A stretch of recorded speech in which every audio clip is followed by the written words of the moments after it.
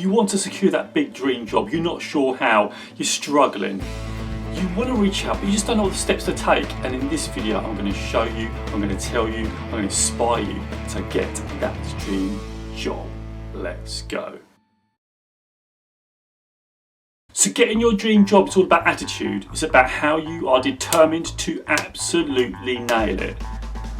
If you are in any doubt about how you are going to get that job, you don't want that job.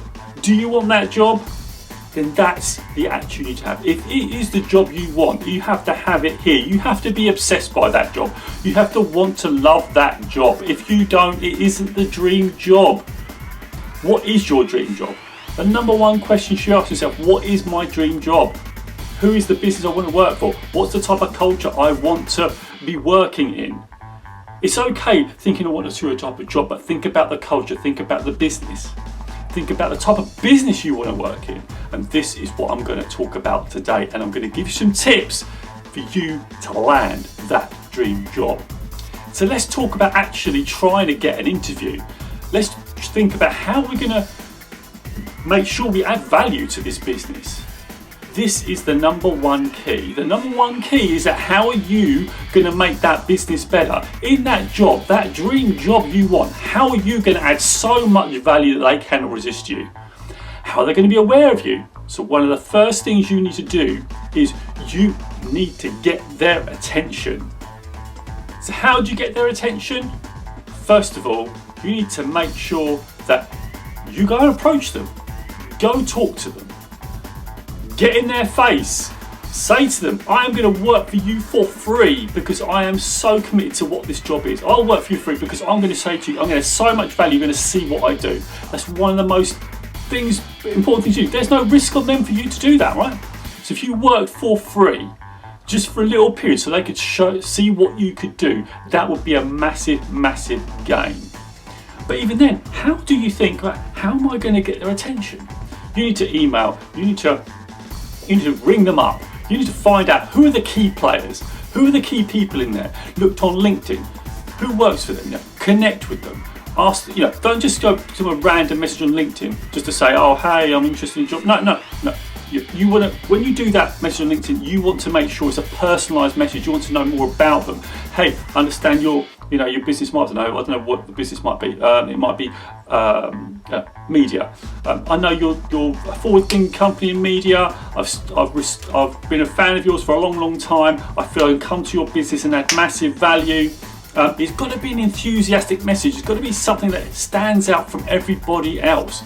And if you do that, that's when you're going to get their attention. You need to support everything they do without being asked for it. So if they're doing a campaign, if they're doing things that they need help with, help them with it. Don't ask, go and help them with it and say, look, this is what I do with this, solve a problem for them. All these types of things are going to get their attention, and that would be a great start. So it goes without saying, if you love this dream job, if you want this dream job or want to work for this dream business, you must research that business. You must know everything about them. You've got to know more than their own employees. If you do that, it's like you're working for them already. You're working for them already, right? You're there, you're so obsessed with the dream job that you're going to love it. You're gonna go in there and you're gonna absolutely hit the ground running. That's what businesses want. You want to be able to go in there, make the changes, really have an attitude of can do. I'm going to solve these problems for you. I'm going to work with people, and it's going to be an enthusiastic place, right? And again, it all depends on what sort of culture is there, but you want to be adding to that culture. You want to be an example of the best employee that business has ever had.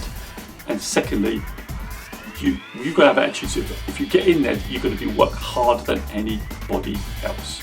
So let's say you've done all that, you've gone there, you've got their attention, you've actually got an interview. You've mashed up your CV. A lot of things with CVs as well, like a good video CV would be great. Maybe a YouTube video where you can do it private and link them to it so they can see how you are. All those things are great. A lot of companies now are doing sort of video interviews, so it's really good to see if you can practice on video to see how you come across and look back at it and how you can come across. and those things would be important. So I'd say I'm going to add a couple of tips in here. So tip number one is about your image. Make sure whatever business you're working for, your image meets the image that they want. So if it's like an office job or high executive position, make sure that your image fits that. It's the culture, right? If you want to work for that business, you want that dream job, then you're going to have that culture, right? So if you're going to work for a tattoo parlour, then it's going to be a totally different environment. You're not going to go to a tattoo parlour in a big suit, right? So again, it's all dependent on the environment you're going to be in. So obviously the image you have will be what you want to go into. So again, you really need to think about your image. You really need to think about the impression. If you get the interview, you've done brilliantly, right? And now, when you go into that interview, you're going to need to have that image that they would desire in their business. But again, because you've done the research, you know what it is. You will know what that image is, and it's really important to think about that. So it's the first thing they're going to see. If they've done a video interview, then it's the in-person piece. This is that they want to now see the real person after they've seen the video, and so you need to make sure you back that up 100%. But you've got to be you. You can't pretend to be something you're not, because they're going to see through that. So your image is really important, but you can't be fake. You've got to, if it's a dream job, right, you want it. So it's going to be genuine, it's going to be enthusiastic, you're going to be wanting to do it. So that's tip number one. Image is massively, massively important. Tip number two, make sure you know what the job's about. If it's a technical role, make sure you know a lot about the technical information. It goes without saying that you've got to make sure you're totally genned up on whatever that role is. If it's marketing, massive marketing, information, whatever that would be. Maybe you've got some examples you can show them, but make sure you're being able to explain that technical information that you have. If it is a technical role, whatever the role entails, whatever those major responsibilities are for that role, make sure that you can display them and demonstrate them. Maybe take some portfolio of work, like a nice little folder, because that'll leave a great impression. So you can leave that with them after the interview. They're not going to forget you, right? They're going to go, oh crap, this person brought in, this massive portfolio that I can look through at my own leisure, and it gives you a good impression as to the sort of person you are, the preparation you've done. You're working hard now for that prep. The key is to outwork everyone that might have gone for that interview. You've already done the groundwork that we said before, and now is your time to prove that. Now is your time to really stand out and work harder than anybody else that they would have interviewed. So tip number three is body language. Make sure you go in there with an open body language. Go in there, don't hunch down. Be confident but not overconfident. You want to get a right balance, so go in there, shoulders back, make sure you give good eye contact, good handshake, not the limp lettuce. It's all about being firm but not overbearing. It's looking people in the eye but not staring them out so they get uncomfortable. It's about being at their level. No one is ever higher than you. It doesn't matter who you're being interviewed by. No one's higher than you. All on the same level. You're all human beings. So body language is about connection. Body language is about making sure that you are speaking to them as a human being, but being professional at the same time, depending on the role you're doing. So that professionalism will be whatever it will be in that environment. What it is, you need to reflect that. So if if it's a very high executive job, you need to reflect that. If it's, like I said, the tattoo parlour, you need to reflect that. Maybe it's a bit more relaxed, right? But whatever it is, you need to flex and you need to find out. So again, all that research you've done on culture and everything will really bear out in this body language piece. And the body language you display is going to tell a lot about yourself. So a lot of the stuff when we go into these places is not about what you say, it's about tone, about how you say things, and secondly, it's about how your body language is. Does your body language really back up what you're saying in your tone? It's not really the words you're saying. Do you believe what you're saying? And those are massive keys for connecting with the person who's interviewing you. Because the person who's interviewing does want you for the job. You've now got to back that up with what you say, but how you say it, but also the tone and your body language.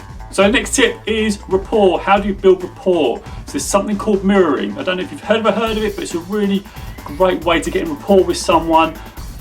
What you'll find is if you see people with rapport, they'll start mirroring each other. What that means is that if someone folds their arms, someone else will fold their arms. Not in exactly the same way. We're not talking about copying, we're talking about getting in sync. So if someone crosses their legs, you're not going to cross your legs exactly the same. It's going to be a bit weird. You don't want to be weird, you just want to be natural. And as you practice mirroring, it will become more natural.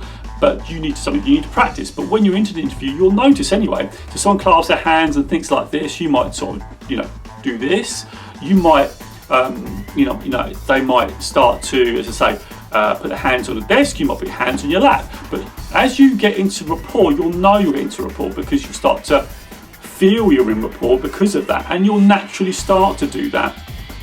There's something called leading as well. So once you're in rapport, you can start to move your body, and then you'll see them mirroring you. So once you've got that, then you've got the rapport. You're having a conversation. You're really connecting. You'll get a good feeling in there as to whether you are generating rapport. And if you're not, you can start to think about, hey, I need to look at how they're doing. And are you paying enough attention to where they are? Because you're going to need to give a lot of attention to that interviewer because you want to really connect with them and connect them on a real human level. And rapport does that. This is not manipulation. This is rapport. You're not trying to manipulate any outcomes. What you're trying to get them is to see the real you, so they get to leave an impression of who you are with them, and the person that they want to see is you, right? You don't want to go into a job not being the real you, and that means being real you in that interview situation. And by mirroring rapport, you'll get a gauge for that. And maybe if you're not falling out of rapport, maybe this job isn't for you. Maybe it isn't what you thought. So again, those are really important things to think about when you're looking for this dream job. So your next tip is you're going to be asked questions like, how did you deal with very difficult team members? Or it might be, how did you solve this very difficult problem, whatever the difficult problem. So the great thing is, I think it's quite an old acronym, but it's good. It's called STAR. So it's S for situation, T for task, A for action, and R for results. So make sure your answers are in line with that. So it's a situation, what's the problem? So if it is the thing about difficult employees, what did you do? Okay, so the situation was I had 2 arguing employees or 2 arguing team members. How did I resolve that?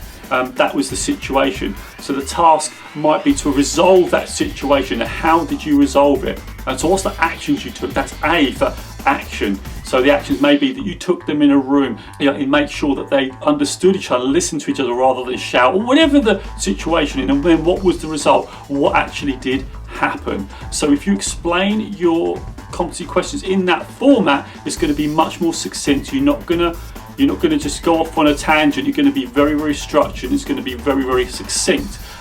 So that's what I suggest for you to do. Practice that before you go. Make sure you get it down, because that's going to really help you win an interview. It's going to make you stand out. And the better you are at STAR, the more developed you're going to be, and the more confident you're going to be in terms of how you come across. And the interview is going to be left with a great impression of you. Sometimes you're not going to be able, sometimes I'm going to give you a situation that you've never ever come across. Another tip I'd say to you is never, ever, ever, ever, ever, ever blag it. Never lie. If you haven't come across a situation, instead of trying to blag or lie, don't ever do that, because you need to be genuine you, right? If you get into a job you get into your dream job and it's not the real you, and you've not given your true self, then that's going to be a lot of stress on you, stress on the employer, and it's not going to get off to a good start. If you haven't been in that situation, the best thing to do is to say, well, if I have not come across this situation before, but if I did, this is how I would deal with it, and give them your best solution to the question they're asking. So through that interview process, you've really come to the end. I hope that's really helped you come to this bit. So one of the last things you need to do, you need to leave them with a good impression. Now this is your dream job, right? You want to get this dream job. You want this dream job. So I hope what you've done by now, you think the last tip I'm going to give you is ask great questions at the end. Don't just ask about the pay. That's a bad question.